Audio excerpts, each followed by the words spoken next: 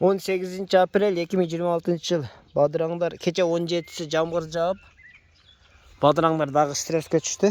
Ага антистресс катары аминацид 33% деген эме бар. Антистресс бар. Андан ошондон 100 грамм алып аласыңар, мынтип грамм куюп берет. 15 литрге ар ким ар кандай эме. Онун дозировкасын ар ким өзү ошо магазинден сурап алганы жакшы. Канча кош керек деген. Аминацид кошобуз. Андан кийин ошол аминацидке эле мына биофит дейт. Мунун составы көбү силер эме көп дары бересиңер дейт, мына карагыла. Органическое вещество 44% органический.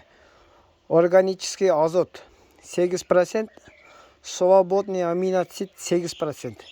Аминацид жок болсо ушундан алып, ушуну чачсаңар дагы болот, жалбырактан. Бул эч кандай бир химия эмес, бул дагы органикалык семирткич эмесине келет.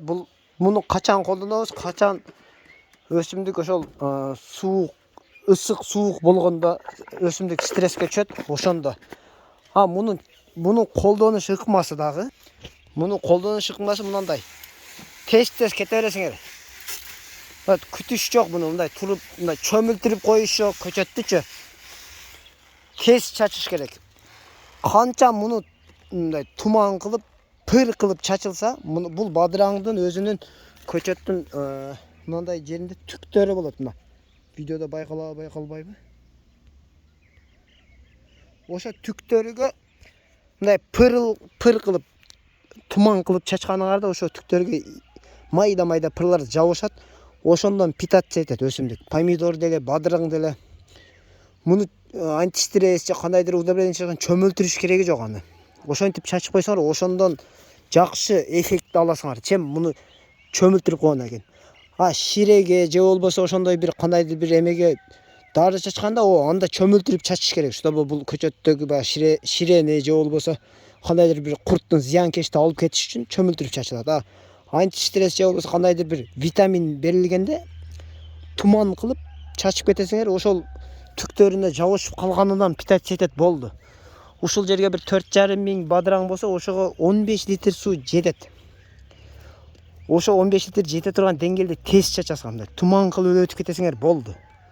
Аны не обязательно чөмүлтүрүп куюп эметип турушчу. Ошону эске туткула ар дайым. Дары дагы эконом болот, пайдалуу да болот. Буну чөмүлтүрүп бул жерге 2 заправка чачкандан көрө 1 заправка чачып, 2 заправканы эртеси күн чачсаңар, ошонун пайдасы көбүрөөк. Эгер жок, ол тез чаңытып чачканын пайдасы жок дей турган болсоңор, ураганды аласыңар дагы, ураган чөпкө каршы дары. Мына бадыраңга ошо чаңытып чачып көргүлө эле. Бир агатыга. Эртеси күнү 3-4 күндөн кийин өлөбү экен, өлбөйбү экен, бир көрөсүңөр эффектини. Эгер силер чаңытып чачканы түшпөйт десеңер, бир агат эмес, бир кичине жерге мынтип чаңытып чачып койгон, жанына эле жыгыта коет мынанычы. Сен антистресс чачсаң кайда анан таасир этпей койот, эгер мына туман кылып чачып койгон болсоңчу. Туман кылып чачыш керек, болду. Экономдоп дарыны, эффектүүрөөк болот ошондо.